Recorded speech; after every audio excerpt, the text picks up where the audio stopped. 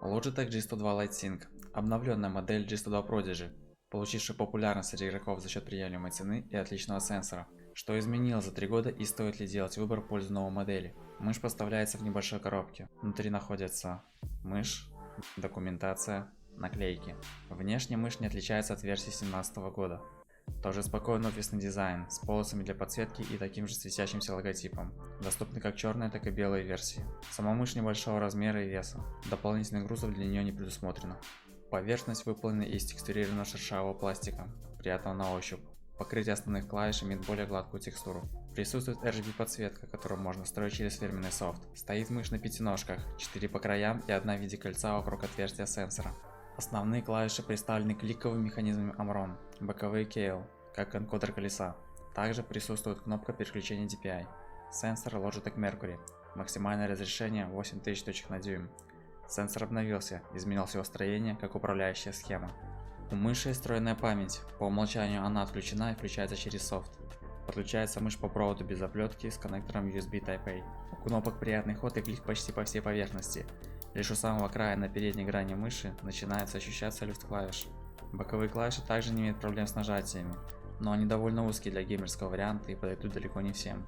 Колесо имеет точный клик, четкий скролл и правильно текстурированные поверхности. Однако в полученном экземпляре при вращении колеса в обратную сторону оно издает такие ощущения и звуки, будто сейчас отвалится. Мышь прекрасно скользит по поверхности, что впрочем больше зависит от ковра. Срывов сенсора замечено не было. Управляется через программу Logitech G-Hub. В ней можно настроить подсветку, действие на макросы и клавиши, чувствительность сенсора и частоту его опроса. Настройки подсветки поделены на 3 секции: предустановки, свободный стиль и анимационные эффекты. В разделе предустановок можно найти следующие параметры: подсветка выключена, постоянный цвет, цикл, когда подсветка будет меняться последовательно в заданной частоте настроек, дыхание, цвет будет гаснуть и мерцать, цветовая волна, стандартный режим с переливом всех цветов по очереди, цветовой переход, когда при мерцании будет меняться цвет с превью на новый, дискретизатор, когда мышь реагирует на цвет и события на экране, визуализатор звука с расширенными настройками, который реагирует на звуки мультимедиа на ПК. В секции свободный стиль можно настроить свои цвета на каждую из 3 зон.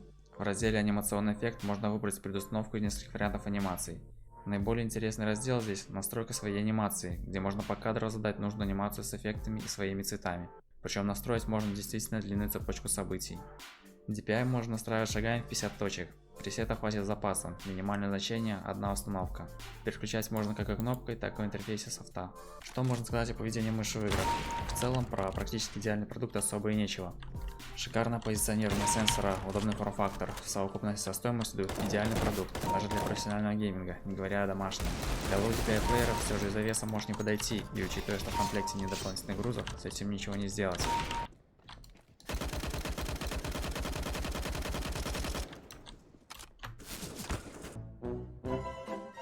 Мышь плавно перемещается по ковру на скейтах, ничего не цепляется, не трется. Но зазоры между формой и накладкой есть, и туда забивается грязь и пыль. В офисных задачах мышь показала себя прекрасно, как и с редакторами видео и изображений. Перед нами отличная мышь для онлайн-компетитив и офисной деятельности. Прекрасный сенсор и софт, который спрятаны в невзрачном дизайне. Какие же можно найти минусы, возможно субъективные? Нет варианта настройки подсветки с указанием режима DPI. Очень полезная функция на некоторых мышах, которая позволяет узнать, какое стоит значение DPI, не открывая софт. Особенно актуально для мыши, где можно настроить каждые 50 точек шага сенсора. Дизайн кому-то все-таки важен. Провод без оплетки, что как плюс, так и минус. Колесо в полученном экземпляре. Возможно, маловато и легка для большинства рук. Стоит ли рассматривать LightSync владельцам Prodigy? Смысла в этом особого нет. Перед нами такая же мышь, слегка обновленная. Поэтому владельцы Prodigy ничего не теряют, пропуская данную модель. Если же у вас нет этой мыши, и вы выбираете между Prodigy и LightSync, разумнее будет выбрать именно LightSync, так как она более новая и стоит относительно столько же. Можно сравнить такой подход производителя к созданию мыши с спортивными болидами, где в центре концепции стоит максимальный перформанс в рамках регламента, внешний вид лишь оттекает из него. Ничего лишнего, только то, что нужно. Топовая начинка, приятный по качеству корпус и небольшие плюшки в виде настраиваемой подсветки, которую удалось разместить внутри без ущерба основным аспектам, а также и цене. Подойдет абсолютному большинству, и сотрудникам в офис, и для выступления на The International, особенно тем, у кого в приоритете победа над всем остальным.